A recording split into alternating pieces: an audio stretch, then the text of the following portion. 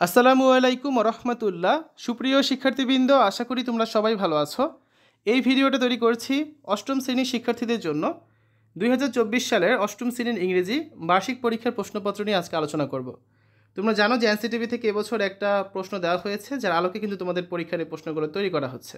তা আমরা সেই প্রশ্নের উত্তরটা আমাদের চ্যানেলে প্লেলিস্টে দিয়ে দিয়েছি। তো কমেন্ট থেকে তোমরা প্লেলিস্ট লিঙ্কটা দেখে নিতে পারবে, সেখান থেকে তোমরা সকল ভিডিও কিন্তু পেয়ে যাবে অষ্টম শ্রেণী, ঠিক আছে? তো হুবহু সেই প্রশ্ন আসবে এমন না কিন্তু, কারণ সেই প্রশ্নের সহায়তা নিয়ে প্রশ্নগুলো তৈরি করা হচ্ছে। তো আজকের এই ভিডিওতে আমরা একটা স্কুলের প্রশ্নপত্র নিয়ে আলোচনা করব। এখান থেকে তোমরা একটা ধারণা পেয়ে যাবে যে স্কুলে কী ধরনের প্রশ্ন করা হচ্ছে। আমরা এই প্রশ্নটা ফেসবুক থেকে সংগ্রহ করেছি। Chittagong urea fertiliser school and কলেজের প্রশ্ন এটা, ঠিক আছে? দেখো, পার্ট এতে রয়েছে রিডিং পার্টস, যেখানে থাকবে 40 মার্কস। তো প্রথমে এটা প্যাসেজ দেওয়া থাকবে।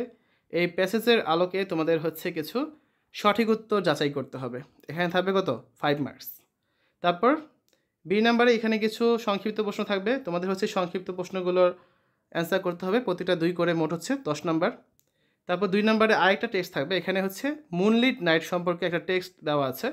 এই টেক্সটটা পড়ে এই টেক্সটের আলোকে কিছু ট্রু ফলস থাকবে, এগুলো তোমাদের যাচাই করতে হবে। ট্রু হলে ট্রু লিখবে, আর ফলস হলে কারেক্ট অ্যান্সারটা লিখতে হবে। তারপর টেক্সটটা আবার পড়বে এবং এখানে কলাম থাকবে, সেই কলাম ম্যাচিং তোমাদের করতে হবে, ঠিক আছে? তারপর দেখো 3 নাম্বারে এখানে একটা পোয়েম থাকবে।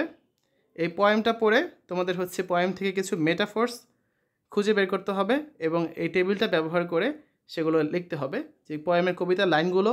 তারপর কম্পেয়ারিং পার্সন অর থিং, আর কোন কোন মেটাফোর ব্যবহার করা হয়েছে, আর মেটাফোর ব্যবহার করার কারণ কী, সেই বিষয়গুলো তুলে ধরতে হবে।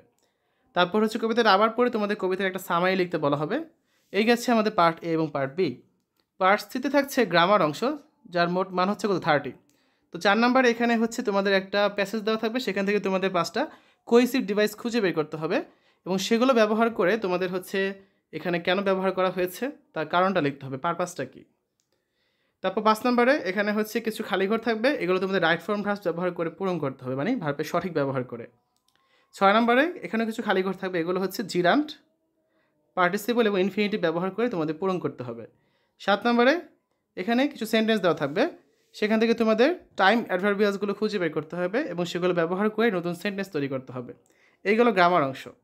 পার্ট ডিতে থাকছে রাইটিং পার্টস, যেখানে মোট মান 30। 8 নম্বরে একটা সিভি লিখতে বলা হবে, যে কোনো বিষয় থাকতে পারে। এক্ষেত্রে যেটা রয়েছে অ্যাসিস্ট্যান্ট টিচার ইন ইংলিশ, ইংরেজি বিষয়ের একজন শিক্ষক নেওয়া হবে, সেই বিষয়ে তুমি একটা সিভি লিখবে। 9 নম্বরে একটা প্যারাগ্রাফ লিখতে বলা হবে, এক্ষেত্রে একটা হিস্ট্রি দেওয়া থাকবে, সেটা অনুযায়ী প্যারাগ্রাফ লিখতে বলা হয়, যদিও এখানে হিস্ট্রিটা দেওয়া নেই। তো প্যারাগ্রাফটা কি? The importance of learning English. 10 নম্বরে একটা অ্যাপ্লিকেশন লিখতে বলা হয়েছে, suppose you are Ratul or Rumi, right an application to the headmaster for permission to go on a study tour, ঠিক আছে? অর্থাৎ শিক্ষা সফরে যাওয়ার জন্য অনুমতি চেয়ে একটা আবেদনপত্র। তো এইভাবেই পরীক্ষার প্রশ্নগুলো সাজানো হবে। যদিও একই স্কুলের প্রশ্নের সাথে আরেক স্কুলের প্রশ্ন মেলার কোনো সম্ভাবনা নেই, তারপরেও যত বেশি প্র্যাকটিস করবে তত বেশি তোমরা কিন্তু পরীক্ষা কমন পাবে। তো আমরা ইতিমধ্যে 3টা নমুনা প্রশ্ন দিয়ে দিয়েছি, আরও কিছু নমুনা প্রশ্ন আমরা দিব, যে কমেন্টে যে প্লেলিস্ট লিঙ্ক দেওয়া আছে সেখান থেকে তোমরা দেখে নিতে পারবে।